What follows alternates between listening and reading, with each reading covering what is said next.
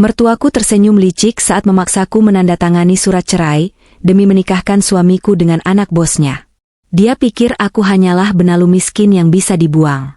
Dia tidak tahu, akulah pemilik perusahaan tempat mereka semua menggantungkan nasib. Penyesalan mereka dimulai dalam 30 menit. Sembari bersiap mendengarkan kisah ini, yuk, absen dulu di kolom komentar, dari kota mana saja kalian menonton.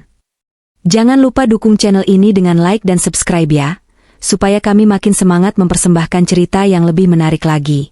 Malam itu, suasana di ruang makan rumah mertuaku terasa jauh lebih dingin dari biasanya.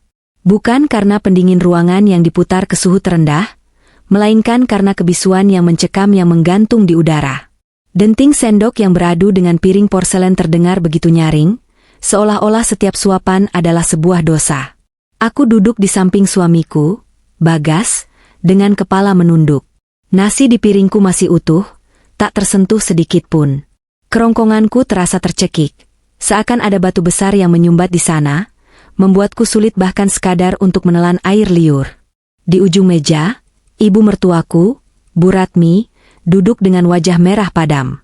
Tangannya yang dipenuhi cincin emas imitasi, yang ia banggakan sebagai simbol status sosialnya di arisan komplek, mengepal erat di samping piringnya. Matanya yang tajam menatapku dengan sorot kebencian yang tidak lagi ditutup-tutupi. Sudah 3 tahun aku menikah dengan Bagas, dan selama itu pula aku kenyang menelan hinaan dan perlakuan semena-mena darinya. Namun, malam ini rasanya berbeda. Ada badai besar yang sedang ia siapkan, badai yang siap meluluh lantakkan sisa-sisa kesabaranku.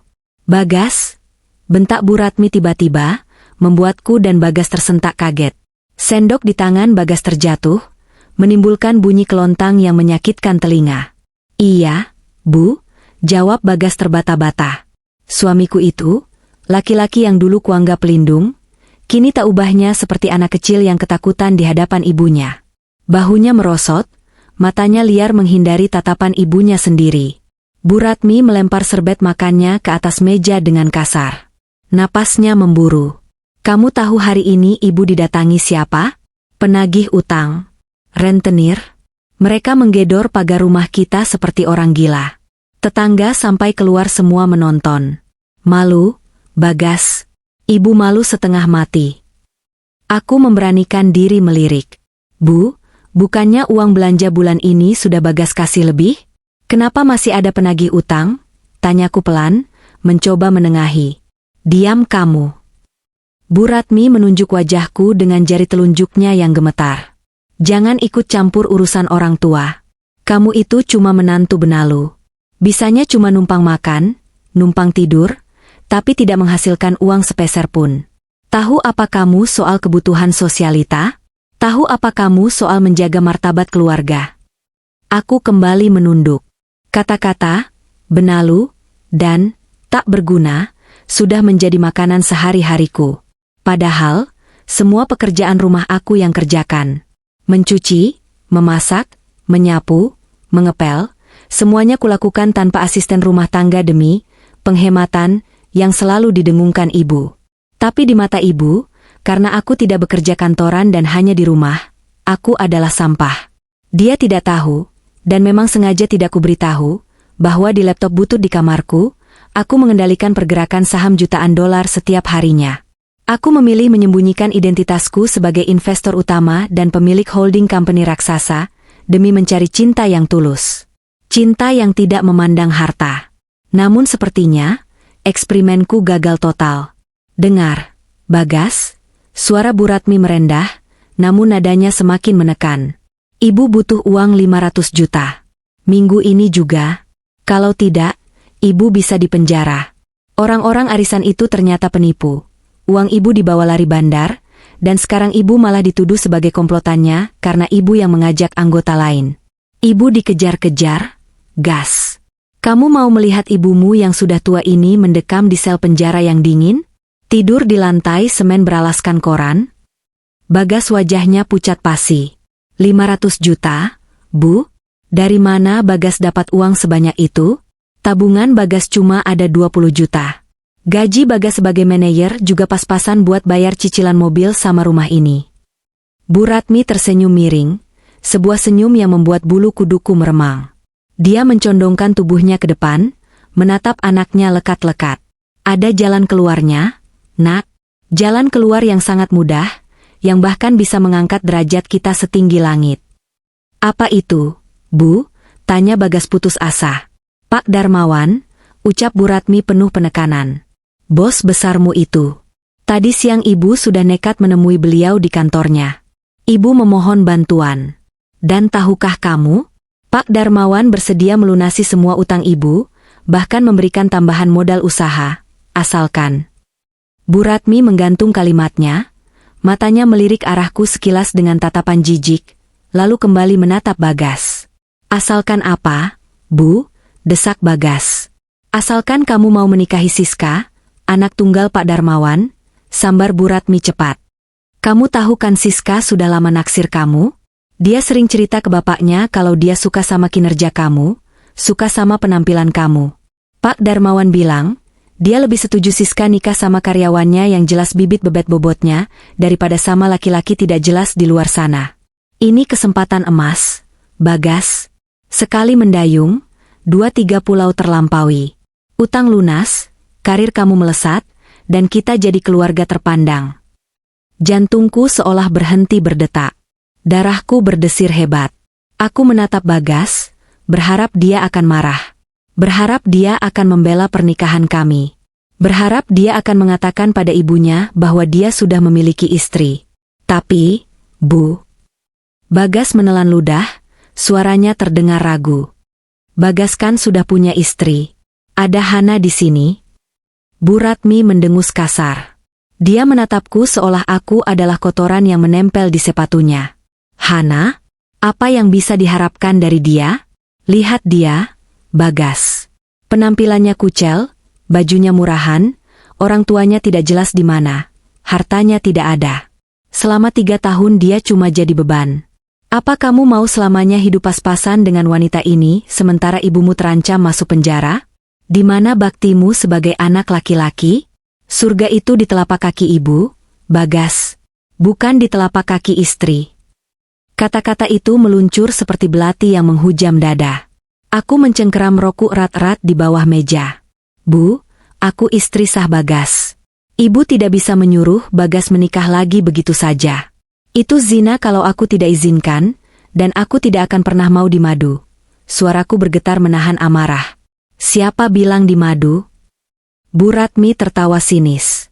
Dia mengambil segelas air dan meminumnya dengan tenang, seolah baru saja memenangkan lotre. Siska itu anak orang kaya, anak bos besar. Mana mau dia jadi istri kedua? Syarat dari Pak Darmawan mutlak, kamu harus ceraikan Hana. Malam ini juga. Dunia seakan runtuh di sekelilingku. Ceraikan? Malam ini juga?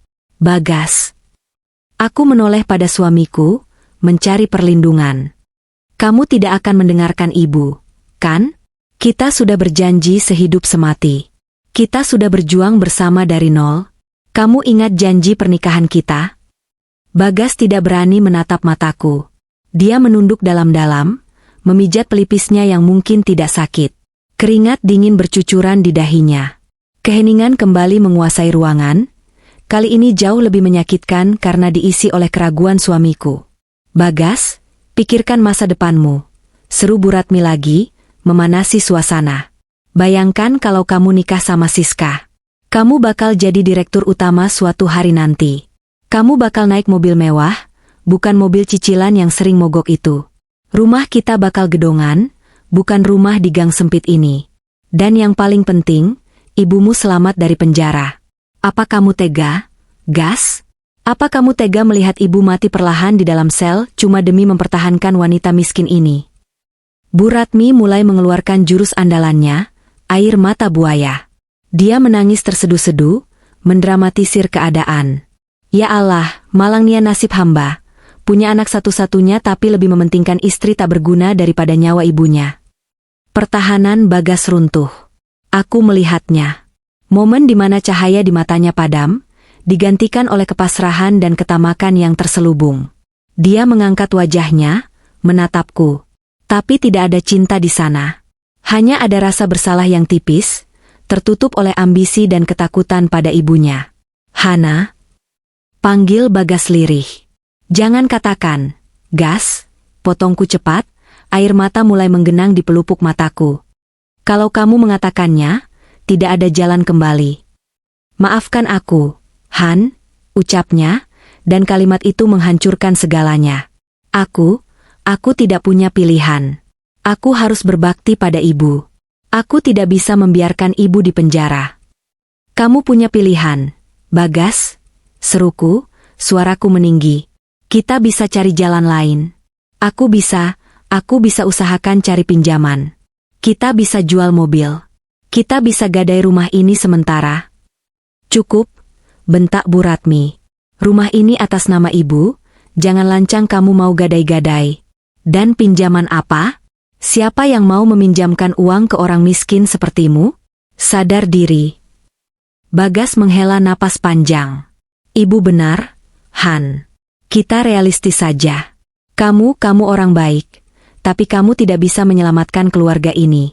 Siska bisa. Pak Darmawan bisa. Ini demi kebaikan bersama. Lagi pula, mungkin memang jodoh kita cuma sampai di sini. Kebaikan bersama? Aku tertawa getir, air mataku menetes satu persatu. Kebaikan ibumu dan gengsimu. Maksudmu? Kamu menjual istrimu demi uang, Bagas. Demi jabatan. Jaga mulutmu. Bagas membentakku, mungkin untuk menutupi rasa malunya sendiri. Aku melakukan ini demi ibu. Jangan pojokkan aku. Kalau kamu memang istri yang baik, kamu harusnya mengerti posisi sulit suamimu. Kamu harusnya rela berkorban. Berkorban dengan cara diceraikan dan diusir? Tanyaku tak percaya. Ya, sahut Bu Ratmi lantang. Itu pengorbanan yang pantas untuk menantu tidak berguna sepertimu. Sudahlah, jangan banyak drama. Waktu kita sempit. Pak Darmawan menunggu konfirmasi malam ini juga karena nanti malam ada pesta perusahaan di Hotel Grand Mulia. Beliau mau mengumumkan pertunangan Bagas dan Siska di sana sebagai kejutan. Pesta perusahaan? Hotel Grand Mulia? Aku tertegun sejenak.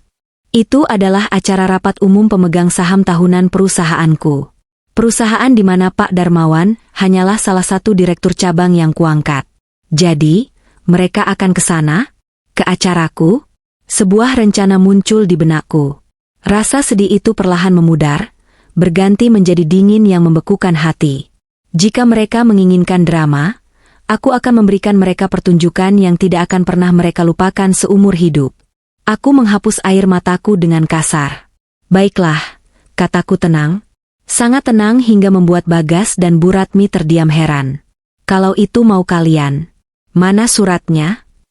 Bu Ratmi tersenyum lebar, senyum kemenangan yang menjijikkan. Tanpa membuang waktu, dia merogoh tas tangannya yang ada di kursi sebelah dan mengeluarkan sebuah map batik. Rupanya, dia sudah mempersiapkan semuanya dengan sangat matang. Bu Ratmi menyodorkan map batik itu ke hadapanku dengan gerakan cepat, seolah takut aku akan berubah pikiran. Dia membukanya, memperlihatkan selembar kertas putih dengan judul yang dicetak tebal, Surat Pernyataan Talak. Di bawahnya, sebuah materai Rp10.000 sudah tertempel rapi, menunggu goresan tinta yang akan mengakhiri 3 tahun perjalanan hidupku bersama Bagas.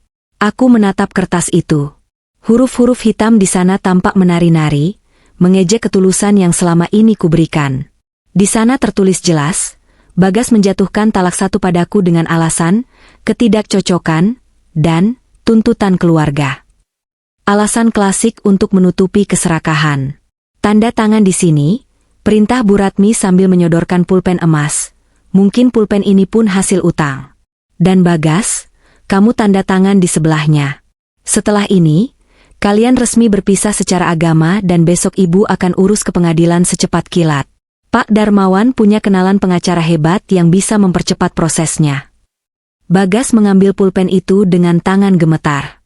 Dia menatapku sekilas, mungkin mengharapkan aku akan menangis histeris, memeluk kakinya, dan memohon agar tidak diceraikan. Reaksi itulah yang biasanya terjadi di sinetron-sinetron yang sering ditonton ibunya. Reaksi yang akan memuaskan ego mereka bahwa aku sangat membutuhkan mereka. Tapi aku tidak melakukannya. Aku duduk tegak, melipat kedua tanganku di dada, dan menatap Bagas tepat di manik matanya. Tatapanku kosong, tanpa emosi. Rasa sakit di hatiku sudah berubah menjadi mati rasa. Ayo, gas. Tunggu apa lagi? Desak Bu Ratmi tidak sabar. Ingat Siska. Ingat utang ibu. Ingat masa depan cerah yang menunggu kamu. Jangan biarkan air mata buaya perempuan ini menipumu. Bagas menarik napas panjang, lalu dengan gerakan kaku, dia menggoreskan tanda tangannya di atas materai. Sret-sret. Suara ujung pena menggesek kertas itu terdengar seperti suara kain kafan yang dirobek. Selesai. Dia meletakkan pulpen itu dan menggeser mapnya ke arahku. Maafkan aku, Han, ucapnya lagi, kalimat klise yang sudah kehilangan maknanya. Mungkin kalau aku sudah sukses nanti, aku bisa bantu kamu cari kerjaan atau kasih modal usaha sebagai pesangon. Aku menahan tawa getir yang ingin meledak. Pesangon? Dia pikir aku pengemis? Dia tidak tahu bahwa nilai asetku bisa membeli harga dirinya jutaan kali lipat. Aku mengambil pulpen itu. Rasa dingin logam pulpen menjalar ke ujung jari-jariku. Tanpa keraguan sedikitpun, aku membubuhkan tanda tanganku di kolom istri. Tegas. Jelas. Tidak ada getaran sedikitpun di tanganku. Bu Ratmi melongo melihat ketenanganku. Dia tampak kecewa karena tidak mendapatkan drama tangisan yang dia harapkan. Cih, ternyata kamu memang tidak mencintai anakku. Lihat itu, gas. Dia tanda tangan tanpa beban. Dasar wanita tidak punya hati. Untung kamu ceraikan dia. Ternyata selama ini dia cuma pura-pura cinta. Aku menutup map itu dan mendorongnya kembali ke tengah meja. Suara, plak. Saat map itu menutup menjadi tanda berakhirnya statusku sebagai menantu di rumah neraka ini. Sudah puas, Bu? Tanyaku datar. Tanda tangannya sudah lengkap.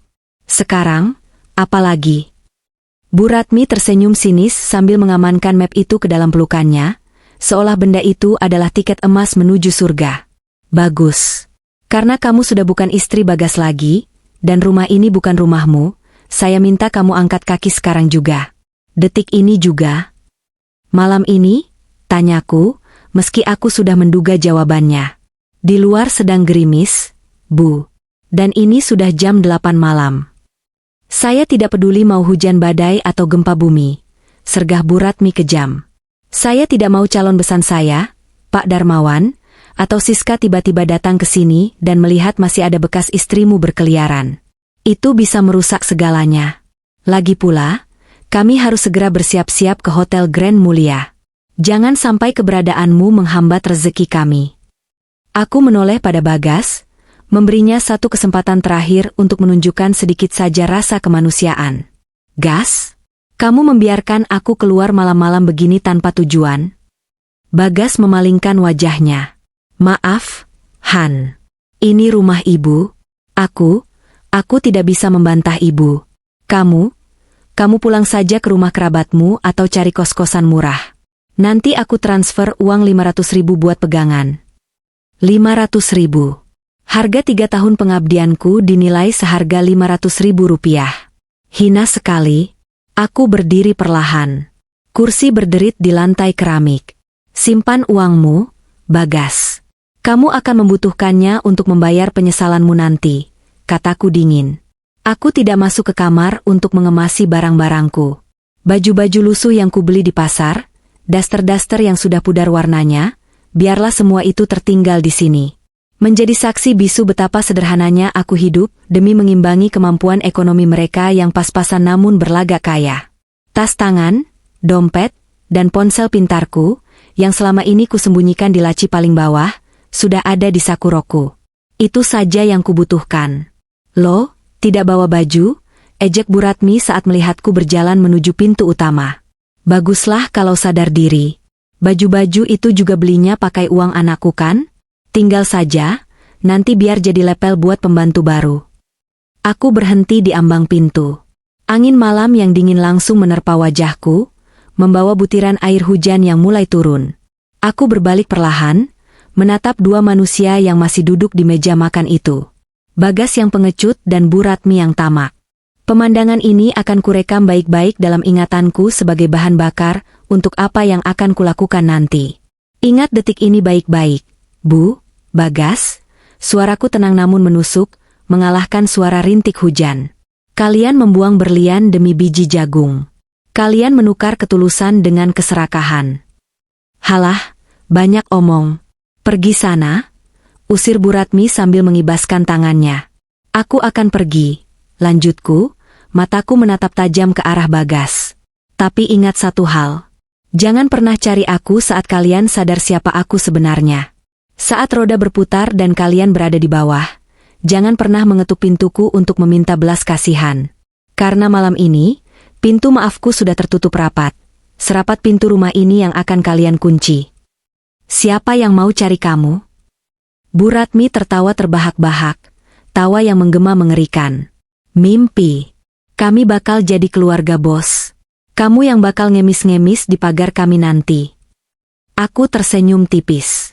Sebuah senyuman misterius yang membuat tawa Bu Ratmi terhenti sejenak. Tanpa berkata apa-apa lagi, aku melangkah keluar, menembus gerimis malam. Begitu kakiku melangkah keluar dari pagar rumah mereka, aku merogoh sakuroku dan mengeluarkan ponsel pintarku, ponsel edisi terbaru yang harganya lebih mahal dari motor Bagas. Layarnya menyala, menampilkan puluhan notifikasi pesan dari asisten pribadiku dan dewan direksi. Aku menekan panggilan cepat nomor 1. Halo, Bu Hana? Suara panik asistenku, Rina, terdengar di seberang sana. Ibu di mana? Acara RUPS akan dimulai 1 jam lagi. Semua direksi sudah hadir, termasuk Pak Darmawan. Mereka gelisah menunggu kehadiran owner utama. Saya sedang di jalan, Rina. Jawabku, suaraku berubah total. Tidak ada lagi nada istri yang tertindas. Yang ada hanyalah nada otoriter seorang pemimpin perusahaan multinasional. Jemput saya di titik koordinat yang saya kirimkan sekarang. Bawa mobil terbaik. Dan siapkan outfit yang sudah saya pesan dari Paris kemarin. Saya akan ganti baju di mobil. Baik, Bu. Segera meluncur. Pintu geser otomatis mobil Alphard hitam itu terbuka perlahan, menyambutku dengan hembusan udara sejuk beraroma lavender yang menenangkan. Sangat kontras dengan udara lembab dan bau tanah basah yang baru saja kutinggalkan di depan pagar rumah mertua. Rina, asisten pribadiku yang setia, sudah duduk di dalam. Matanya membelalak lebar saat melihat kondisiku. Ya Tuhan, Bu Hana, pekiknya tertahan. Tangannya refleks menutup mulut. Dia melihat rambutku yang lepek terkena gerimis, baju terusan katun murah yang basah di bagian bahu, dan wajahku yang polos tanpa riasan, pucat dan sembab. Ibu baik-baik saja? Apa yang mereka lakukan pada ibu?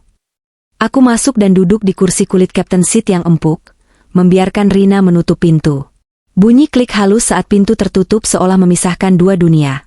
Dunia kemiskinan yang 3 tahun ini kujalani, dan dunia kekuasaan yang sebenarnya adalah milikku. Aku baik-baik saja, Rina. Justru, aku merasa sangat lega, jawabku sambil menyandarkan kepala. Jalan sekarang. Kita tidak punya banyak waktu. 30 menit lagi, pertunjukan dimulai. Baik, Bu. Rina mengetuk sekat kaca pemisah antara kabin penumpang dan sopir. Pak, jalan ke Grand Mulia. Lewat jalur cepat. Mobil mulai melaju membelah jalanan Jakarta yang basah. Aku menghela napas panjang, melepaskan sisa-sisa sesak di dada. Rina, mana persiapan saya? Tanyaku. Sudah siap semua di belakang, Bu. Makeup artis langganan ibu juga sudah menunggu di lounge VIP hotel. Tapi karena waktu mepet, saya bawa peralatan touch-up darurat dan gaun yang ibu minta, jelas Rina sigap. Dia membuka sebuah kotak bludru besar di kursi belakang. Di dalamnya, terlipat rapi sebuah gaun malam rancangan desainer ternama dari Paris. Gaun berwarna midnight blue, biru gelap pekat, berbahan sutra dengan taburan kristal Swarovski yang halus di bagian dada dan punggung. Gaun yang melambangkan keanggunan, misteri, dan kekuasaan. Jauh berbeda dengan daster batik luntur yang biasa dikomentari sinis oleh Bu Ratmi. Bantu saya ganti baju di sini, perintahku. Kaca mobil ini gelap total dari luar, jadi aku aman. Sembari aku melepaskan pakaian, Hana si menantu miskin, aku melihat bayanganku di cermin rias yang ada di kabin mobil. Wajahku terlihat lelah. 3 tahun aku berpura-pura bodoh. 3 tahun aku menahan diri untuk tidak membalas setiap cemoohan tentang orang kampung atau tidak berpendidikan. Padahal, gelar master bisnis dari Universitas Ivy League tersimpan rapi di brankas kantorku. Aku melakukan semua itu karena cinta. Karena aku ingin Bagas mencintaiku apa adanya, bukan karena angka 0 di rekeningku. Tapi malam ini, eksperimen itu resmi dinyatakan gagal. Bu, ada laporan masuk dari tim intelijen kita, kata Rina sambil membantuku mengancingkan gaun. Suaranya terdengar hati-hati. Bacakan, sahutku dingin. Rina membuka tabletnya. Target, Bagas dan Bu Ratmi, baru saja dijemput oleh mobil Pak Darmawan di ujung jalan perumahan. Sepertinya Pak Darmawan tidak mau mobil mewahnya masuk ke gang sempit rumah mereka. Mereka sekarang sedang dalam perjalanan menuju Hotel Grand Mulia. Pak Darmawan juga membawa serta anaknya, Siska. Aku tersenyum miring. Tentu saja.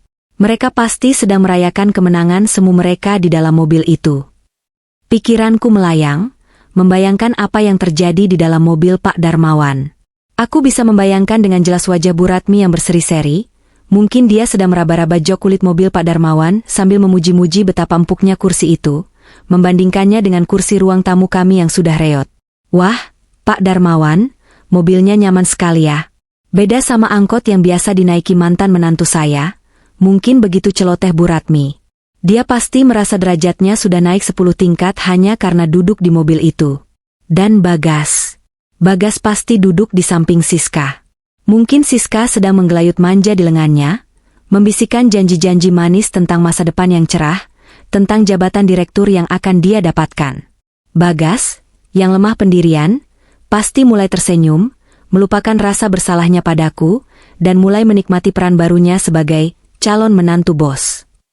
Mereka pasti tertawa. Menertawakan aku yang mungkin mereka pikir sedang menangis di pinggir jalan menunggu ojek. Biar mereka tertawa. Rina, gumamku sambil memoleskan lipstik berwarna merah marun ke bibirku. Warna yang berani. Warna darah. Semakin tinggi mereka terbang, semakin sakit rasanya saat jatuh. Oh ya, Bu. Satu hal lagi, Rina menyela lamunanku. Terkait utang Bu Ratmi. Ternyata bukan cuma arisan bodong. Tim audit menemukan jejak bahwa Bu Ratmi juga meminjam uang ke beberapa rentenir online menggunakan data KTP ibu tanpa izin. Gerakanku terhenti. Kuas blush on masih menempel di pipi. Darahku mendidih seketika. Apa kamu bilang? Pakai data saya? Benar, Bu. Ada tagihan total 50 juta atas nama ibu yang diajukan 3 bulan lalu. Dan nomor daruratnya diarahkan ke ponsel Ibu Ratmi sendiri, jadi ibu tidak pernah ditelepon penagih. Tanganku mengepal erat hingga kuku-kukuku memutih.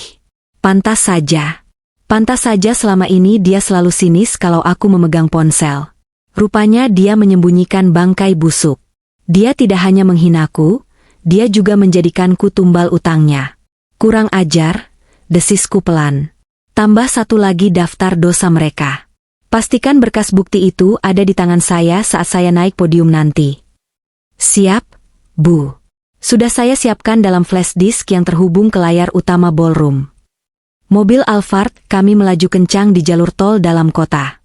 Hujan mulai reda, menyisakan jalanan aspal yang basah dan memantulkan cahaya lampu kota. Di depan sana, aku melihat sebuah mobil sedan hitam mewah dengan plat nomor cantik. Itu mobil Pak Darmawan. Aku mengenalinya karena mobil itu adalah inventaris kantor cabang yang kusetujui pengadaannya tahun lalu. Sopirku dengan lincah menyalip mobil itu. Sekilas, saat mobil kami bersisian, aku menoleh ke kiri. Kaca mobil mereka bening, mungkin supaya orang bisa melihat siapa di dalamnya. Aku bisa melihat siluet Bu Ratmi yang sedang tertawa lebar, mulutnya terbuka, tangannya menunjuk-nunjuk sesuatu. Dia terlihat sangat bahagia. Bahagia di atas penderitaanku. Nikmati tawamu, mertuaku, bisikku pada kaca jendela yang memisahkan kami. 15 menit lagi, tawa itu akan berubah menjadi raungan. Aku kembali fokus pada cermin. Riasanku sudah selesai. Rambutku kini tertata dalam sanggul modern yang elegan, menyisakan beberapa helai yang membingkai wajah, memberikan kesan tegas namun anggun. Anting berlian yang diberikan almarhum papa saat ulang tahunku ke-25 sudah terpasang di telinga, berkilau tajam di bawah lampu kabin. Di pantulan cermin, Aku tidak lagi melihat Hana si istri penurut yang selalu menunduk saat dimarahi. Aku melihat Hana, sang pemilik. Hana yang memegang kendali atas nasib ribuan karyawan, termasuk Pak Darmawan dan Bagas. Kita hampir sampai, Bu, lapor sopir. Hotel Grand Mulia sudah terlihat. Gedung hotel itu menjulang megah, lampu-lampunya berkilauan seperti berlian raksasa di tengah malam Jakarta. Itu adalah salah satu aset properti kebanggaanku. Ironis sekali, tempat yang mereka pilih untuk merayakan pengkhianatan ini adalah rumahku sendiri. Masuk lewat pintu VIP belakang. Pak, perintahku. Jangan sampai ada yang melihat kedatangan saya sebelum waktunya. Saya ingin melihat sirkus mereka dulu dari tempat tersembunyi. Baik, Bu. Mobil berbelok halus, menghindari lobi utama yang padat oleh mobil-mobil tamu undangan, dan meluncur menuju pintu masuk khusus yang dijaga ketat. Suasana di ballroom Hotel Grand Mulia begitu megah dan hidup. Ribuan kristal dari lampu gantung raksasa membiaskan cahaya keemasan ke seluruh penjuru ruangan. Karpet merah tebal terhampar lembut, meredam langkah kaki ratusan tamu undangan yang hadir dengan pakaian terbaik mereka.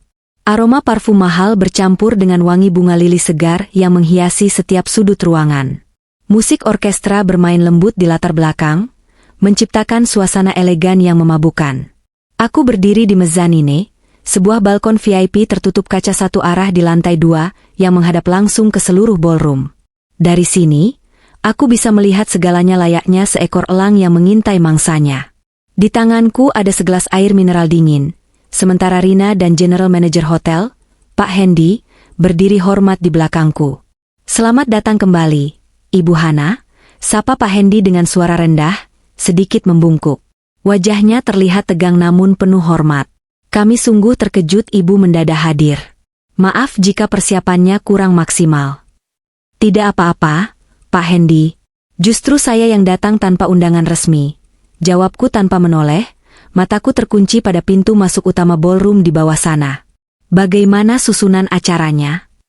Sesuai jadwal, Bu. Sambutan dari Direktur Cabang, Pak Darmawan, akan dimulai 10 menit lagi. Beliau juga meminta slot waktu khusus untuk pengumuman pribadi setelah pidato perusahaan. Katanya soal pertunangan putrinya. Aku tersenyum tipis. Oh, begitu ya? Menggunakan acara perusahaan untuk kepentingan pribadi. Catat itu, Rina. Sudah dicatat, Bu, sahut Rina cepat. Tepat saat itu, pintu utama di bawah sana terbuka lebar. Serombongan orang masuk dengan gaya yang agak berlebihan. Itu mereka. Pak Darmawan berjalan di depan, mengenakan jas yang terlihat sedikit kekecilan di bagian perut, wajahnya berminyak karena keringat gugup atau mungkin antusiasme.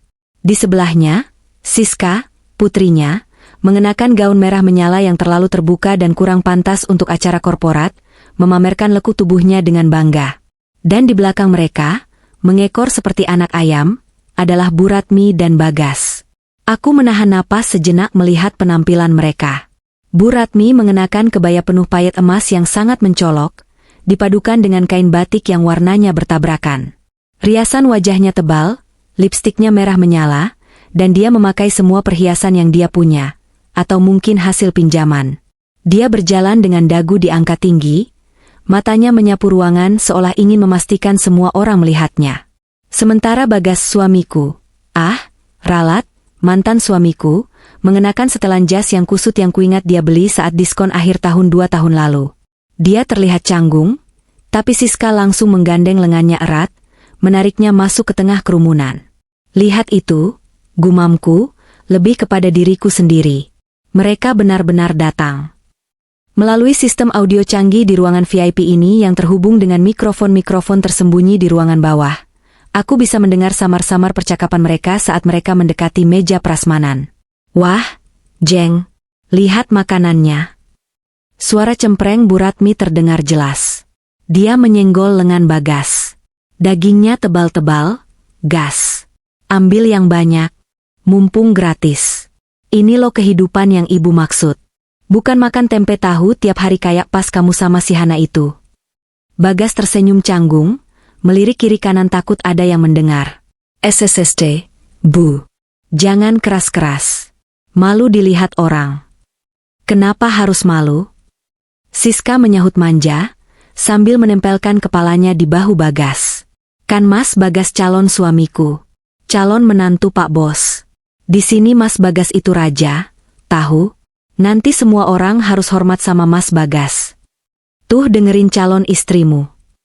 Bu Ratmi menepuk punggung Bagas keras. Hebat kan pilihan ibu? Cantik, kaya, pinter lagi. Beda jauh sama mantan istrimu yang bisanya cuma ngabisin beras. Darahku berdesir mendengar namaku disebut dengan nada serendah itu. Di atas balkon, aku mencengkeram gelas di tanganku. Sabar, Hana. Sebentar lagi, Pak Darmawan tampak sibuk menyalami beberapa tamu penting. Dia terlihat gelisah, sesekali melihat jam tangannya dan menengadah ke arah balkon VIP tempatku berada, tapi kaca gelap ini menghalanginya melihatku. Dia pasti tahu bahwa perwakilan dari pusat akan datang, tapi dia tidak tahu siapa. Pak Darmawan, panggil Bu Ratmi lantang, tidak tahu etika, memotong pembicaraan Pak Darmawan dengan seorang investor asing. Pak Darmawan tampak kaget dan sedikit malu, tapi dia memaksakan senyum. Bu Ratmi, selamat datang. Silakan dinikmati hidangannya. Pak, kenalkan ini teman-teman arisan saya yang juga diundang. Bu Ratmi menarik beberapa ibu-ibu berdandan heboh yang entah bagaimana bisa masuk, mungkin pakai undangan, +1. Jeng, kenalkan ini Pak Darmawan, calon besan saya. Dan ini Siska, calon mantu saya yang cantik jelita. Anak saya, Bagas, baru saja menduda lo, langsung dapat ganti yang sepadan. Salah satu teman arisannya bertanya, "Lo, si Hana gimana, Bu Ratmi?" "Halah, jangan sebut nama pembawa sial itu." Bu Ratmi mengibaskan tangannya dengan gaya dramatis. "Sudah dibuang. Tadi sebelum kesini sudah dicerai. Langsung ditendang keluar rumah. Biar tahu rasa dia, jadi gembel di jalanan sekarang." Mereka tertawa bersama. Tawa yang terdengar sangat menjijikkan di telingaku. Bagas ikut tertawa kecil, meski terlihat dipaksakan, tapi dia tidak membela aku. Dia menikmati pujian dari ibu-ibu itu yang memuji ketampanannya dan keberuntungannya mendapatkan Siska. "Hebat ya Mas Bagas," puji teman Bu Ratmi. "Habis gelap terbitlah terang. Habis buang kerikil dapat berlian." "Iya dong, Bu," jawab Bagas, kepercayaan dirinya mulai tumbuh. Dia membusungkan dadanya. "Saya sadar saya pantas mendapatkan yang lebih baik. Siska bisa mendukung karir saya. Kalau yang dulu ya, cuma beban."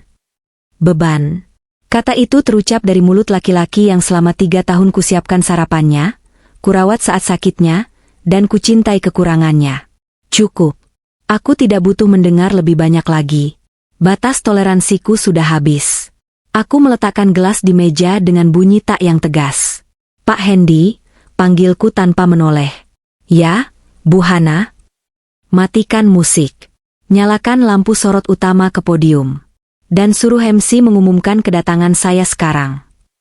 Pak Hendy tampak ragu sejenak. "Sekarang, Bu?" Pak Darmawan belum sempat pidato pembukaan. Aku menatap Pak Hendy dengan tatapan tajam. "Ini perusahaan saya, Pak Hendy. Saya yang menentukan kapan acara dimulai dan kapan acara diakhiri. Lakukan." "Baik, Bu." Pak Hendy segera berbicara melalui walkie-talkie-nya. "Perhatian seluruh kru, Code Red. Ibu owner masuk. Matikan musik. Spotlight ke tangga utama. Sekarang." Di bawah sana, musik orkestra tiba-tiba berhenti. Keheningan mendadak menyelimuti ballroom. Para tamu yang sedang asyik mengobrol dan makan terdiam, bingung. Bu Ratmi yang sedang memegang piring penuh sate ayam celingukan. "Loh, kok mati lampunya?" protes Bu Ratmi. "Listriknya turun ya? Katanya hotel bintang 5. Tiba-tiba, lampu sorot raksasa menyala, menyorot tepat ke arah tangga megah yang menghubungkan mezanine tempatku berdiri dengan lantai ballroom. Pintu kaca balkon terbuka otomatis. MC bersuara dengan nada gugup namun lantang menggema di seluruh ruangan. "Hadirin sekalian, mohon perhatiannya. Sebuah kehormatan luar biasa bagi kita semua malam ini. Telah hadir di tengah-tengah kita, pemilik saham mayoritas sekaligus komisaris utama Nusantara Group Holding Company, yang baru saja tiba dari perjalanan bisnisnya. Semua orang menahan napas. Pak Darmawan terlihat pucat, dia merapikan jasnya dengan panik. Bu Ratmi menyikut Bagas. Siapa tuh? Gas? Bosnya bosmu ya? Wah, kita harus kenalan nih biar kamu makin lancar karirnya. Sambutlah, Ibu Hana Santika. Nama itu menggema, memantul di dinding-dinding ruangan, menembus gendang telinga setiap orang di sana. Hening. Keheningan yang absolut. Lalu, aku melangkah keluar. Gaun biru tuaku berkilau di bawah sorotan lampu, menciptakan aura magis di sekelilingku. Aku menuruni tangga dengan langkah perlahan, anggun, dan penuh kuasa. Setiap ketukan sepatu hak tinggiku terdengar jelas. Di bawah sana, aku melihat wajah mereka. Rahang Bu Ratmi jatuh menganga, piring sate di tangannya miring hingga saus kacang menetes ke gaun emasnya. Matanya melotot seolah mau keluar dari kelopaknya. Siska menutup mulutnya dengan tangan, wajahnya pias. Dan Bagas. Bagas mematung. Wajahnya kehilangan semua warna darah. Kakinya tampak goyah, seolah tulang-tulangnya baru saja dicabut paksa. Dia menatapku seperti melihat hantu. Hantu masa lalunya yang datang untuk menuntut balas. Aku tersenyum. Bukan senyum manis, tapi senyum seorang ratu yang siap memenggal kepala para pengkhianat. Selamat malam, sapaku melalui mikrofon wireless yang sudah kupegang. Suaraku tenang, namun mengintimidasi. Maaf saya terlambat. Ada sedikit sampah yang harus saya buang sebelum datang ke sini. Tatapan mataku lurus menusuk ke arah Bu Ratmi dan Bagas. Pertunjukan sesungguhnya baru saja dimulai. Langkah kakiku menuruni anak tangga berlapis karpet merah itu terasa lambat. Namun setiap detiknya seolah membekukan waktu. Ribuan pasang mata kini tertuju padaku, menelanjangi setiap inci penampilanku. Namun, tidak ada tatapan merendahkan seperti yang biasa ku terima di pasar atau di arisan tetangga. Yang ada hanyalah kekaguman, rasa penasaran, dan, khusus dari arah keluarga mantan suamiku, ketakutan yang murni. Cahaya lampu sorot yang panas menerpa wajahku, membuat gaun biru malam yang kukenakan berkilau bagaikan langit berbintang. Aku bisa merasakan kristal Swarovski di punggungku memantulkan cahaya, mengirimkan sinyal dominasi ke seluruh penjuru ballroom. Di bawah sana, di antara lautan manusia yang mengenakan tuxedo dan gaun malam, tiga sosok yang sangat ku kenal berdiri mematung seperti patung lilin yang hampir meleleh. Bu Ratmi, mantan ibu mertuaku, adalah orang pertama yang memecahkan keheningan magis itu. Mulutnya yang sedari tadi menganga lebar kini mulai bergerak-gerak, namun suara yang keluar bukan lagi cemoohan lantang, melainkan cicitan panik yang terdengar jelas karena akustik ruangan yang begitu baik. Bagas. Desisnya sambil mencengkeram lengan putranya dengan kuku-kukunya yang panjang. Matanya melotot, bola matanya bergerak liar antara aku dan layar raksasa di belakang panggung yang kini menampilkan profil perusahaan dengan namaku di baris paling atas. Itu si Hana kan? Kenapa dia di situ? Kenapa dia pakai baju mahal? Apa dia mencuri uangmu sebelum pergi tadi? Bagas tidak menjawab. Wajahnya seputih kertas. Dia menelan ludah berkali-kali, jakunnya naik turun dengan cepat. Keringat dingin mulai bercucuran dari pelipisnya, merusak tatanan rambutnya yang sudah dia beri minyak rambut murahan agar terlihat klimis. Dia menatapku seolah aku adalah makhluk asing yang baru turun dari piring terbang. Mungkin otaknya sedang mengalami korsleting, berusaha mencocokkan ingatan tentang istri kumuh yang dia ceraikan 30 menit lalu dengan sosok wanita berkuasa yang kini menatapnya dari ketinggian.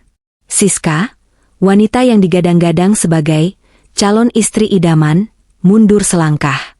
Tangannya yang tadi menggelayut manja di lengan Bagas kini terlepas. Instingnya sebagai anak orang kaya mungkin lebih tajam. Dia tahu gaun yang kupakai bukan barang sewaan. Dia tahu kalung berlian yang melingkar di leherku harganya bisa membeli harga diri bapaknya. Aku terus berjalan turun. Asistenku, Rina, dan Pak Hendy berjalan di belakangku dengan jarak 2 langkah. Sebuah formasi standar untuk pengawalan VVIP.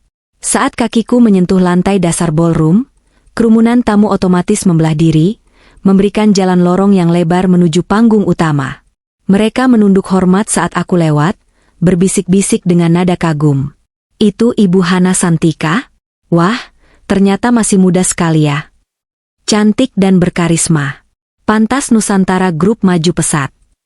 Dengar-dengar dia sangat tegas. Jangan macam-macam. Bisikan-bisikan itu pasti terdengar oleh telinga Bu Ratmi. Wajahnya yang tadi pucat kini berubah merah padam karena amarah dan penyangkalan. Dia tidak terima. Egonya yang setinggi langit tidak mengizinkan otaknya memproses fakta bahwa menantu yang dia sebut, Babu, dan Benalu, adalah orang yang paling dihormati di ruangan ini. Heh, Hana. Teriakan cempreng Bu Ratmi memecah bisik-bisik elegan para tamu. Dia menerobos barisan tamu, menyeret Bagas bersamanya, mencoba menghadang jalanku. Beberapa security hotel hendak bergerak menahannya, tapi aku mengangkat tangan sedikit, memberi isyarat agar mereka membiarkannya. Aku ingin melihat seberapa jauh dia akan mempermalukan dirinya sendiri. Bu Ratmi berdiri di hadapanku dengan napas memburu. Jarak kami hanya 2 meter. Aroma parfum menyengat yang dipakainya bercampur dengan bau saus kacang yang menetes di gaunnya membuatku sedikit mual. "Kamu ngapain di sini? Hah?" bentak Bu Ratmi, telunjuknya mengacung ke wajahku. "Mau bikin malu kami ya? Kamu menyusup jadi apa? Jadi biduan? Atau jadi wanita panggilan buat tamu-tamu kaya ini? Sadar diri dong. Kamu itu baru saja dicerai anakku. Jangan buntuti kami sampai ke sini." Hening. Satu ruangan kembali senyap. Tamu-tamu undangan menatap Bu Ratmi dengan pandangan ngeri dan jijik. Mereka tidak percaya ada orang serealistis itu di acara sekelas ini. Pak Darmawan, bos Bagas yang berdiri tak jauh dari situ, matanya hampir keluar melihat tingkah calon besannya. Dia mengenali siapa aku. Tentu saja dia tahu. Fotonya terpampang di struktur organisasi yang dia tanda tangani setiap tahun, meski kami belum pernah bertemu muka secara langsung karena aku selalu mewakilkan urusan operasional pada direktur pelaksana. "Bu Ratmi, diam!" desis Pak Darmawan panik, mencoba menarik lengan Bu Ratmi. "Kenapa harus diam, Pak?" Bu Ratmi menepis tangan Pak Darmawan kasar. Dia merasa di atas angin karena mengira Pak Darmawan belum tahu siapa aku. "Perempuan ini mantan menantu saya yang miskin itu loh, Pak, yang saya ceritakan tadi. Dia pasti mau mengacaukan pertunangan Bagas dan Siska karena cemburu. Dia tidak terima dicerai." Bu Ratmi kembali menatapku, matanya menyala-nyala. "Heh, Hana, dengar ya, mau kamu pakai baju sewaan semahal apapun, kamu tetap gelandangan di mata saya. Pulang sana, cuci piring atau apa kek. Jangan mimpi bisa bersaing sama Siska." Aku menatapnya datar. Tidak ada emosi di wajahku. Hanya rasa kasihan yang mendalam melihat betapa bodohnya keserakahan manusia. "Sudah selesai bicaranya, Bu?" tanyaku pelan, namun suaraku yang jernih terdengar ke seluruh ruangan karena mikrofon di tanganku. "Belum, saya." "Cukup." Aku memotong ucapannya dengan satu kata yang tegas. Tatapanku beralih ke Pak Darmawan yang kini tubuhnya mulai gemetar hebat. "Pak Darmawan." Mendengar namanya kupanggil, Pak Darmawan langsung lemas. Dia maju 2 langkah, lalu melakukan sesuatu yang membuat Bu Ratmi dan Bagas melongo. Dia membungkukkan badannya 90 derajat di hadapanku. Sebuah ojigi yang sangat dalam, tanda ketakutan dan kepatuhan mutlak. "Selamat malam, Bu Hana. Maaf, mohon ampun, saya tidak tahu Ibu akan hadir." Suara Pak Darmawan bergetar, keringat menetes dari dahinya ke lantai karpet. Bu Ratmi ternganga. Dia menoleh ke kiri dan ke kanan, bingung. Pak Darmawan? Bapak kenapa hormat sama dia? Dia itu Hana. Dia itu cuma." "Diam kamu wanita bodoh!" teriak Pak Darmawan tiba-tiba, menegakkan tubuhnya dan membentak Bu Ratmi dengan wajah merah padam karena takut. "Tutup mulutmu. Kamu mau bikin saya mati?" Beliau ini Ibu Hana Santika, pemilik Nusantara Group, pemilik hotel ini, dan pemilik perusahaan tempat saya dan anakmu yang tidak berguna itu bekerja. Duar. Kalimat itu meledak seperti bom atom di telinga Bagas dan Bu Ratmi. Kaki Bu Ratmi goyah. Dia terhuyung ke belakang, hampir menabrak pelayan yang membawa nampan minuman. Matanya menatapku, lalu menatap Pak Darmawan, lalu kembali menatapku. Otaknya berusaha menyangkal, tapi realita di depannya terlalu nyata. Gaun mewah ini, pengawalan ini, dan sikap tunduk bos besar pujaan hatinya, semuanya adalah bukti yang tak terbantahkan. Pemilik? Bu Ratmi bergumam, suaranya hilang ditelan kerongkongan. Tapi dia nyuci baju, dia masak, dia. Bagas lebih parah. Dia menatapku dengan tatapan kosong. Mulutnya bergerak-gerak menyebut namaku. Hana? Kamu yang punya kantor? Aku tidak menjawab pertanyaan bodoh mereka. Aku melangkah maju, melewati mereka seolah mereka hanyalah onggokan sampah di jalan. Bahuku sedikit menyenggol bahu Bagas yang mematung, membuatnya terhuyung hampir jatuh karena lututnya yang lemas. Ayo, Rina, kataku dingin, melanjutkan langkah menuju panggung utama. Di belakangku, aku mendengar suara Siska yang berbisik panik pada ayahnya. Pah, kok papa nggak bilang bos papa itu istrinya Mas Bagas? Kita habis dong. Pah, papa bilang mau promosin Mas Bagas. Diam kamu, bentak Pak Darmawan lagi. Mana papa tahu? Selama ini Ibu Hana itu misterius, tidak pernah muncul di media. Sialan, kita dijebak. Aku menaiki tangga panggung dengan anggun. Setiap langkahku diiringi detak jantung ratusan orang yang menunggu apa yang akan terjadi selanjutnya. Aku berdiri di podium, meletakkan tangan di atas mimbar kayu mahoni yang mengkilap. Mataku menyapu seluruh ruangan, lalu berhenti tepat di titik di mana keluarga itu berdiri. Mereka terlihat kecil dari sini. Sangat kecil. Aku melihat Bu Ratmi masih shock, tangannya gemetar memegang dadanya. Mungkin dia serangan jantung? Ah, tidak. Orang jahat biasanya berumur panjang. Dia hanya ketakutan. Ketakutan karena sadar bahwa utang 500 jutanya, yang dia harap dilunasi oleh Pak Darmawan sebagai syarat pernikahan, kini menjadi tali gantungan yang melilit lehernya. Dan Bagas, dia menatapku dengan tatapan yang sulit diartikan. Ada rasa takut, kaget, tapi juga ada secercah penyesalan, atau mungkin perhitungan. Aku tahu otak oportunisnya. Dia pasti sedang berpikir bagaimana cara memutarbalikkan fakta. Bagaimana cara mendekatiku lagi. Bagaimana cara bilang, aku dipaksa ibu. Maaf, Bagas. Skenario itu sudah basi. Aku mengetuk mikrofon pelan. Tap, tap. Bunyi itu menggema, memanggil kesadaran semua orang. Selamat malam, Bapak Ibu sekalian, para pemegang saham, dan rekan bisnis yang saya hormati. Sapaku dengan senyum profesional. Maaf atas gangguan kecil di pintu masuk tadi. Terkadang, kita memang harus menghadapi hama sebelum bisa menikmati panen. Bukan begitu? Beberapa tamu tertawa kecil, tawa gugup. Mereka tahu siapa, hama, yang kumaksud.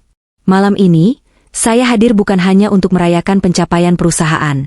Lanjutku, mataku menatap tajam ke arah Bagas yang kini menunduk. Tapi juga untuk melakukan bersih-bersih. Karena sebuah perusahaan yang sehat, dimulai dari integritas orang-orang di dalamnya. Rina naik ke panggung, menyerahkan sebuah tablet yang terhubung ke layar raksasa di belakangku. Dan sepertinya, kataku sambil menyentuh layar tablet, ada banyak kotoran yang harus saya bersihkan malam ini. Terutama yang menyangkut nepotisme, manipulasi, dan utang piutang pribadi yang dijadikan alat tawar-menawar jabatan. Layar di belakangku berubah. Menampilkan sebuah grafik aliran dana dan foto surat talak yang baru saja ditandatangani 30 menit lalu. Wajah Bagas semakin pucat. Kakinya gemetar hebat, hingga dia harus berpegangan pada meja prasmanan agar tidak ambruk. Vonis publik baru saja dimulai. Dan dia adalah terdakwa utamanya. Cahaya layar LED raksasa di belakangku memandikan ballroom dengan warna putih terang, menampilkan bukti digital yang tajam dan tak terbantahkan. Di sana, terpampang jelas hasil pindaian surat talak dengan tinta tanda tangan yang mungkin masih basah, bersanding dengan rekapitulasi data utang Bu Ratmi yang membengkak hingga menyentuh angka 500 miliar. Angka-angka merah itu seolah berteriak, menelanjangi aib yang selama ini disembunyikan rapat-rapat oleh keluarga mantan suamiku di balik dinding gengsi mereka. Bapak Ibu sekalian, suaraku menggema, tenang namun mematikan. Saya selalu mengajarkan pada seluruh karyawan saya bahwa kejujuran adalah mata uang yang paling berharga. Namun, apa jadinya jika di dalam perusahaan saya sendiri, ada praktik jual beli jabatan demi menutupi utang judi? Gumam kaget terdengar dari kerumunan tamu. Kata, judi, menjadi pemicu yang efektif. Kepala-kepala menoleh ke arah Bu Ratmi dan Bagas yang kini berdiri terisolasi di tengah ruangan, seolah mereka mengidap penyakit menular. Jarak kosong tercipta di sekeliling mereka. Fitnah. Tiba-tiba Bu Ratmi berteriak. Suaranya melengking, pecah oleh kepanikan. Dia sadar dia sedang disudutkan, dan naluri bertahan hidupnya yang licik mulai bekerja. Itu bohong. Dia bohong. Dia cuma sakit hati karena anak saya lebih memilih Siska. Dia memalsukan data itu. Bu Ratmi berlari kecil mendekati panggung, air matanya mulai tumpah, air mata palsu yang sama yang dia gunakan di meja makan tadi. Dia menengadah menatapku di podium, merentangkan tangannya seolah memohon simpati massa. Tolong. Jangan percaya wanita ular ini. Saya ini orang tua. Saya mertuanya. Mana mungkin saya berjudi. Itu arisan. Saya ditipu. Aku menatapnya dari atas podium dengan tatapan iba yang dibuat-buat. Mertua? Maaf, Bu. Koreksi sedikit. Mantan mertua. Bukankah ibu sendiri yang memaksa putra ibu menceraikan saya 45 menit yang lalu demi mengejar harta bosnya? Aku menggeser selide di tabletku. Layar berganti menampilkan rekaman CCTV dari teras rumah mereka. Aku memasang kamera tersembunyi di sana minggu lalu, karena curiga ada orang asing yang sering datang saat aku ke pasar. Video itu menampilkan adegan Bu Ratmi mendorongku keluar pagar saat hujan, lalu tertawa bersama Bagas sambil masuk ke mobil Pak Darmawan. Audionya tidak terlalu jernih, tapi gerak tubuh mereka yang penuh kemenangan sudah menceritakan segalanya. Lihatlah, kataku menunjuk layar. Inilah wajah orang tua yang terzalimi, yang ibu maksud. Bu Ratmi terdiam. Mulutnya terkatup rapat. Bukti visual itu membungkam sandiwaranya. Wajahnya yang penuh bedak tebal kini terlihat retak. Kini giliranku menatap Pak Darmawan. Pria parubaya itu berdiri kaku di samping Siska yang sudah menangis ketakutan. Pak Darmawan, panggilku. Pak Darmawan tersentak. Bahunya melonjak kaget. Ya, Bu Hana. Saya membaca laporan kinerja Bapak bulan ini. Bapak mengajukan promosi jabatan untuk saudara Bagas Prasetyo sebagai manajer senior, dengan alasan prestasi luar biasa. Bisa Bapak jelaskan di depan forum ini, prestasi apa yang dimaksud? Pak Darmawan tergagap. Lidahnya keluh. Dia tidak bisa menjawab, karena memang tidak ada prestasi. Promosi itu adalah mahar. Mahar untuk mendapatkan Bagas sebagai menantu. Sesuai kesepakatan busuknya dengan Bu Ratmi demi menutupi aib utang dan mendapatkan, entahlah, mungkin kepuasan ego anaknya. Bapak diam? Tanyaku menekan. Atau biar saya yang jelaskan? Promosi itu adalah hadiah pernikahan, bukan? Bapak berjanji melunasi utang Bu Ratmi dan menaikkan jabatan Bagas. Asalkan Bagas menceraikan saya dan menikahi putri Bapak malam ini juga. Benar begitu? Tidak Bu. Itu salah paham. Pak Darmawan mencoba menyangkal, tapi suaranya lemah. Salah paham? Aku tertawa kecil, tawa yang membuat bulu kuduk semua orang meremang. Pak Darmawan, Bapak lupa kalau driver pribadi Bapak, Pak Ujang, digaji oleh kantor pusat? Semua percakapan di dalam mobil dinas terekam oleh dashcam internal yang terhubung ke server keamanan saya. Siska menjerit kecil, menutup wajahnya karena malu. Pak Darmawan jatuh berlutut. Kakinya benar-benar tidak kuat lagi menopang tubuhnya. Tamat sudah. Dia tahu dia tidak bisa mengelak lagi. Ampun, Bu Hana. Pak Darmawan merintih. Saya hilaf. Siska terus merengek minta Bagas. Saya cuma mau membahagiakan anak. Dengan menghancurkan rumah tangga orang lain, potongku tajam. Dengan menggunakan uang perusahaan untuk melunasi utang judi orang lain. Aku menarik napas panjang, menegakkan tubuh. Saatnya menjatuhkan palu godam. Mulai detik ini, suaraku lantang dan tegas. Saudara Bagas Prasetyo, Anda saya pecat dengan tidak hormat dari seluruh anak perusahaan Nusantara Group. Nama Anda akan saya masukkan ke dalam daftar hitam Asosiasi HRD Nasional. Silakan cari pekerjaan di planet lain, karena di bumi ini, tidak akan ada perusahaan bonafide yang mau menerima pengkhianat dan boneka ibunya sendiri. Bagas ambruk. Dia jatuh terduduk di lantai karpet. Matanya menatap kosong ke depan. Dunianya, Mimpi indahnya tentang menjadi direktur, mobil mewah, dan hidup enak, hancur berkeping-keping dalam hitungan detik. Dia menatap tangannya, tangan yang tadi menandatangani surat cerai. Tangan itu kini gemetar hebat. Dan untuk Bapak Darmawan, lanjutku, mengalihkan pandangan pada pria yang sedang berlutut itu. Posisi Bapak sebagai direktur cabang saya bekukan. Tim audit internal akan masuk besok pagi untuk memeriksa seluruh aset Bapak. Jika ditemukan 1 rupiah pun uang perusahaan yang Bapak pakai untuk urusan pribadi, termasuk rencana pelunasan utang Bu Ratmi, saya pastikan Bapak akan menghabiskan masa tua Bapak di balik jeruji besi. Jangan Bu, tolong Bu. Siska menangis histeris, memeluk ayahnya. Papa punya sakit jantung. Jangan dipenjara. Kalau begitu, harusnya papahmu tidak bermain api, jawabku dingin. Suasana ballroom mencekam. Tidak ada yang berani bersuara. Semua orang menyaksikan eksekusi sosial yang begitu brutal namun adil. Tiba-tiba, Bagas merangkak maju. Dia mengesot di lantai, mendekati panggung. Dia tidak peduli lagi dengan harga dirinya. Insting bertahan hidupnya mengambil alih. Dia menatapku dengan mata basah, penuh keputusasaan. Hana, panggilnya parau. Hana, sayang dengarkan aku dulu. Aku tadi dipaksa. Sumpah, Han. Ibu yang maksa aku. Ibu mengancam mau bunuh diri. Aku sayang sama kamu, Han. Aku nggak mau cerai. Surat tadi kita anggap nggak sah ya? Kita robek saja. Kita mulai lagi dari awal. Sekarang aku tahu siapa kamu. Aku janji bakal jadi suami yang pantas buat kamu. Aku bakal nurut sama kamu, bukan sama ibu lagi. Mendengar itu, Bu Ratmi yang berdiri di belakangnya melotot. Heh, Bagas, kok kamu nyalahin ibu? Kamu juga mau kan sama Siska? Kamu yang bilang Hana itu beban. Diam Bu, teriak Bagas balik ke ibunya, air mata dan ingus bercampur di wajahnya. Ini semua gara-gara ibu. Gara-gara utang ibu. Kalau ibu nggak judi, aku nggak bakal kehilangan istriku. Aku nggak bakal dipecat. Kurang ajar. Anak durhaka. Bu Ratmi memukuli punggung Bagas dengan tas tangannya. Mereka berkelahi. Ibu dan anak, saling menyalahkan, saling memaki di tengah pesta mewah, ditonton oleh ratusan orang kaya.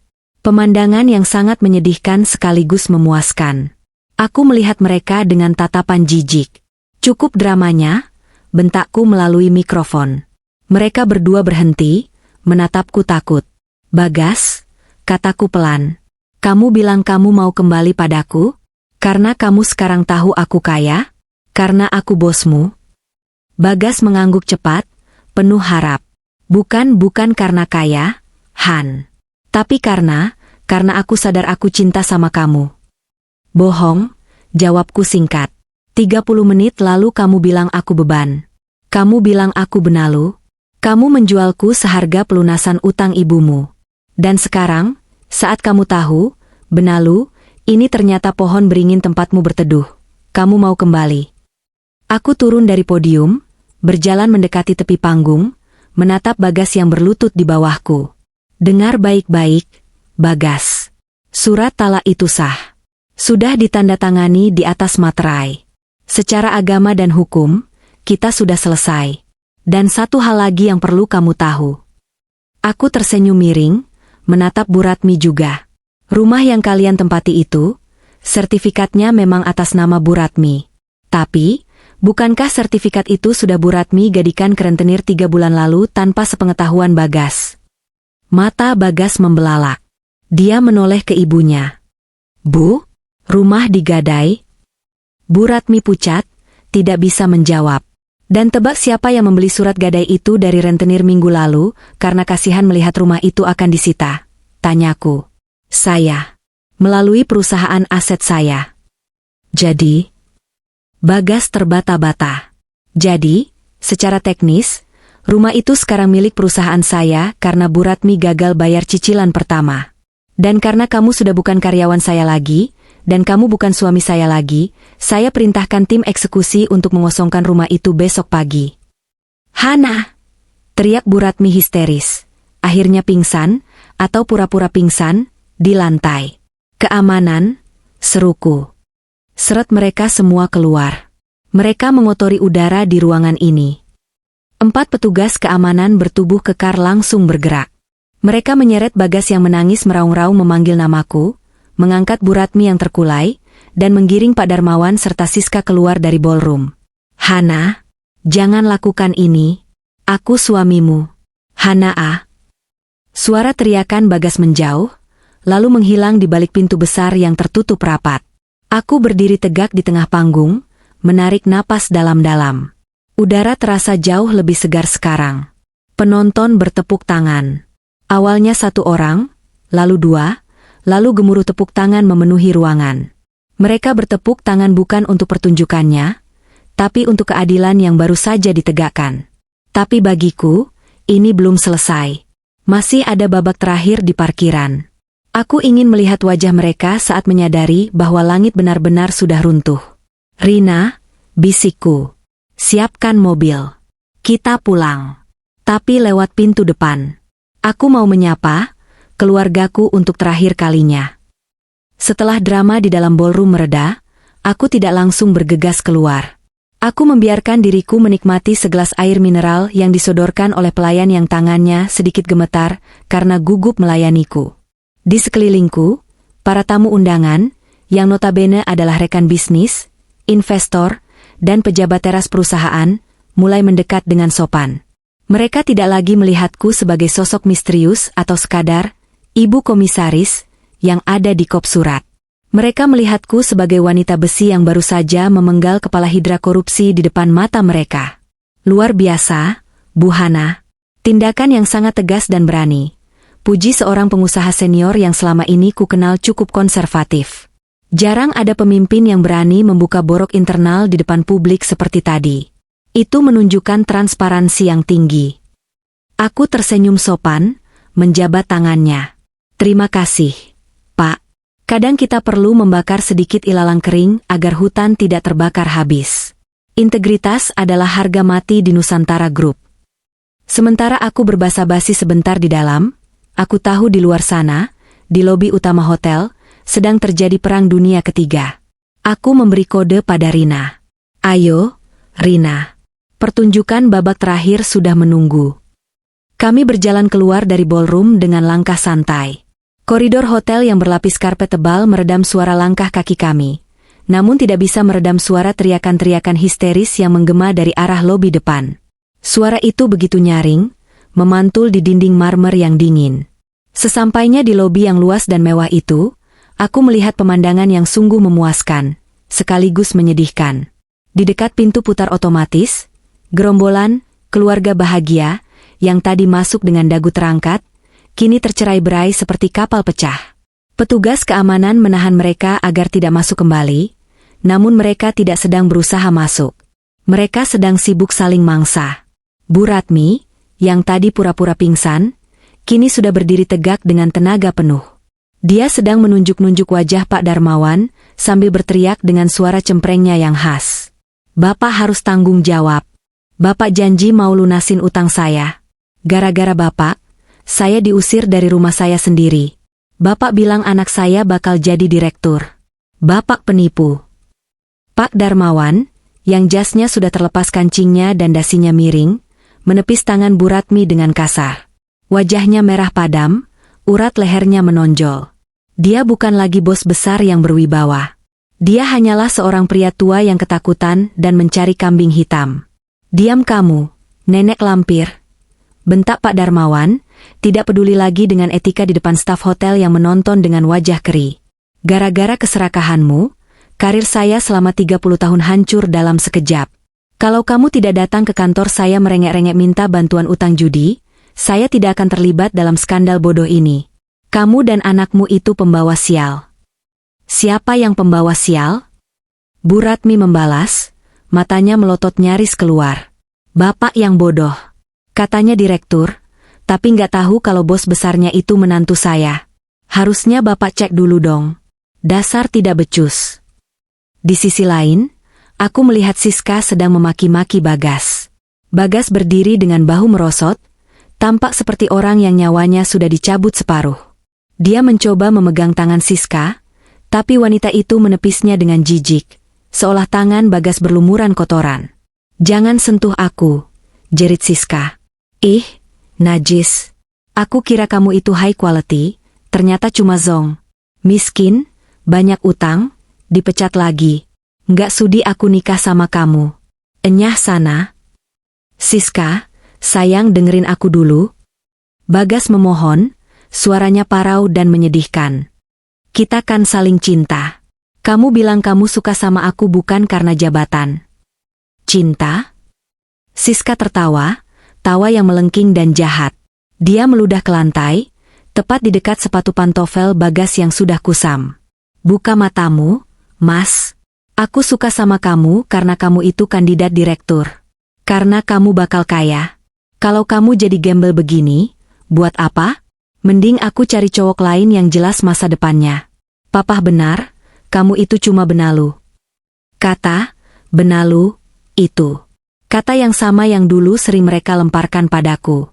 Kini karma membalikannya, menempelkannya tepat di jidat Bagas. Aku melihat Bagas terhuyung mundur, wajahnya hancur. Dia baru saja menyadari bahwa wanita yang dia kejar mati-matian, wanita yang membuatnya tega membuang istri tulusnya, ternyata hanya mencintai statusnya. Aku berdiri di balik pilar besar lobi, mengamati kehancuran itu dengan perasaan dingin. Tidak ada rasa iba. Hatiku sudah membeku sejak tanda tangan itu kububuhkan di atas materai. 3 tahun aku hidup dalam kesederhanaan, menahan diri untuk tidak memanjakan mereka dengan uangku agar mereka belajar tentang perjuangan dan ketulusan. Tapi mereka gagal. Mereka gagal dalam ujian karakter yang paling dasar. "Bu, mobil sudah siap di depan lobi," bisik Rina. "Bagus," jawabku. "Ayo kita lewat tepat di tengah-tengah mereka." Aku melangkah keluar dari balik pilar. Suara hak sepatu tinggiku yang beradu dengan lantai marmer terdengar ritmis. Tak tak tak. Seketika, keributan itu mereda. Seperti ada tombol mute yang ditekan. Mereka semua menoleh. Pak Darmawan, Bu Ratmi, Siska, dan Bagas. Saat melihatku, reaksi mereka beragam. Pak Darmawan langsung menunduk, menyembunyikan wajahnya karena malu dan takut. Siska membuang muka, pura-pura sibuk dengan ponselnya meski tangannya gemetar. Tapi Bu Ratmi dan Bagas, mata mereka berbinar. Binar harapan yang menjijikkan. Binar parasit yang melihat inang baru, atau lebih tepatnya, inang lama yang ternyata punya banyak darah untuk dihisap. "Hana," seru Bagas. Dia melupakan Siska seketika. Dia berlari kecil mendekatiku, tapi 2 orang pengawal pribadiku, yang baru saja dipanggil Rina, langsung pasang badan, menghalanginya mendekat dalam radius 2 meter. "Minggir, dia istriku. Hana, sayang." Bagas mencoba menerobos, tapi tenaga pengawal itu jauh di atasnya. Bagas terdorong mundur, hampir jatuh.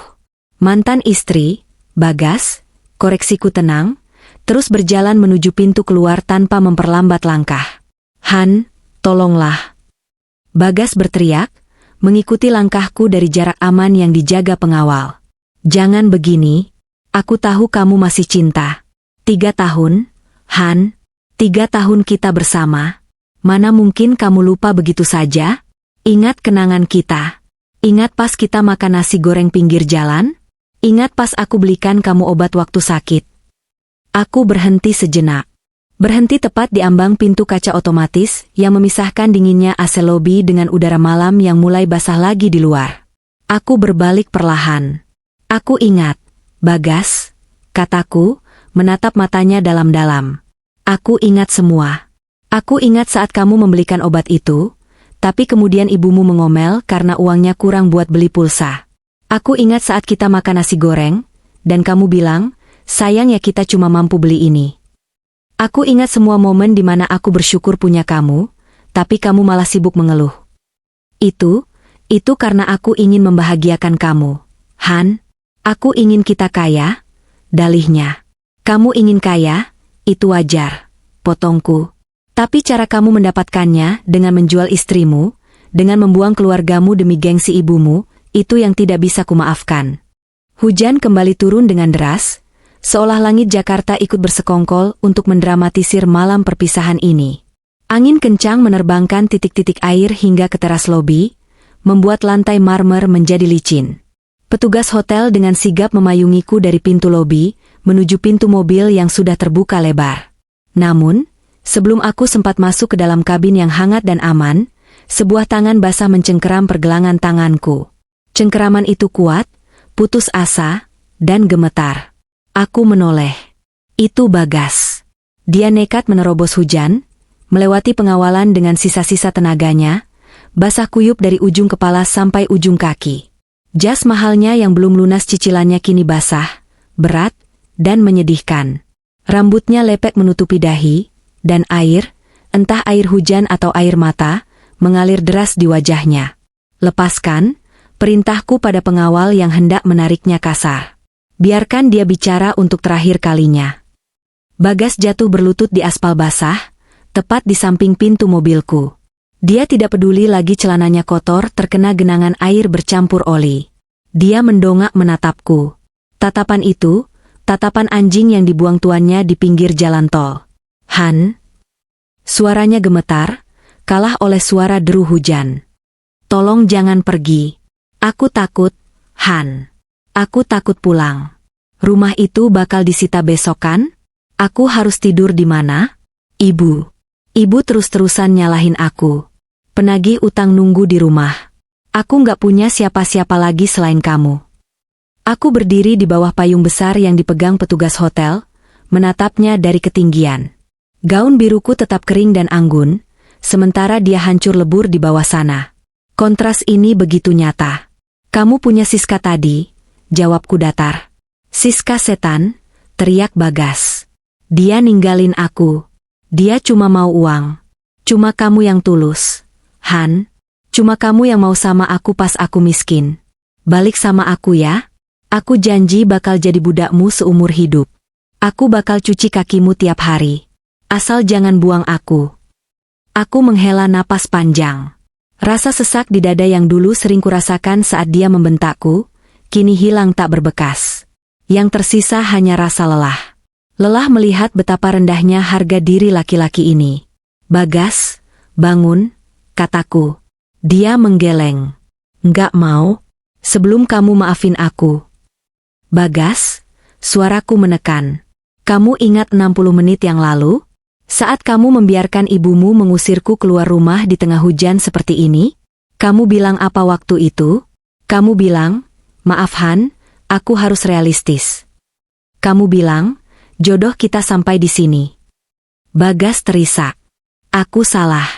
Aku bodoh. Ya, kamu memang bodoh, sahutku. Tapi yang lebih bodoh adalah kalau aku memungut kembali sampah yang sudah kubuang. 30 menit yang lalu, di podium itu, aku sudah mengumumkan pada dunia siapa kamu. Kamu pikir kita bisa kembali seperti dulu? Setelah semua orang tahu kamu menjual istrimu demi jabatan? Aku bisa berubah. Han, uangmu banyak kan? Kita bisa pindah ke luar negeri. Kita mulai hidup baru di sana di mana nggak ada yang kenal kita. Bagas mulai meracau, imajinasinya liar. Aku tertawa miris. Bahkan di titik terendahnya, dia masih berpikir tentang menggunakan uangku untuk lari dari masalah. Uangku memang banyak, Bagas. Sangat banyak, kataku sambil membungkuk sedikit, mendekatkan wajahku padanya agar dia bisa mendengar jelas setiap suku kata yang kuucapkan. Tapi uang itu untuk orang-orang yang berharga. Untuk karyawan yang loyal. Untuk panti asuhan. Untuk membangun sekolah. Bukan untuk membiayai parasit. Han, dengar baik-baik, lanjutku. Mulai besok, kamu akan menjalani hidup yang sesungguhnya. Hidup tanpa topeng. Hidup dengan konsekuensi. Nikmatilah utang ibumu. Nikmatilah dinginnya lantai penjara jika kalian tidak bisa bayar. Nikmatilah rasa malu saat tetangga mencibir. Itu adalah buah yang kamu tanam sendiri. Tapi aku suamimu. Bisiknya lemah. Mantan, tegasku. Kita sudah selesai saat tinta pulpenmu mengering di atas materai itu. Kamu yang memulainya, aku yang mengakhirinya. Aku menegakkan tubuh, lalu masuk ke dalam mobil. Hana, jangan. Hana. Bagas mencoba memegang pintu mobil, Tapi pengawal menepis tangannya dan menutup pintu dengan keras. Blam! Suara pintu tertutup itu seperti palu hakim yang mengetuk vonis final.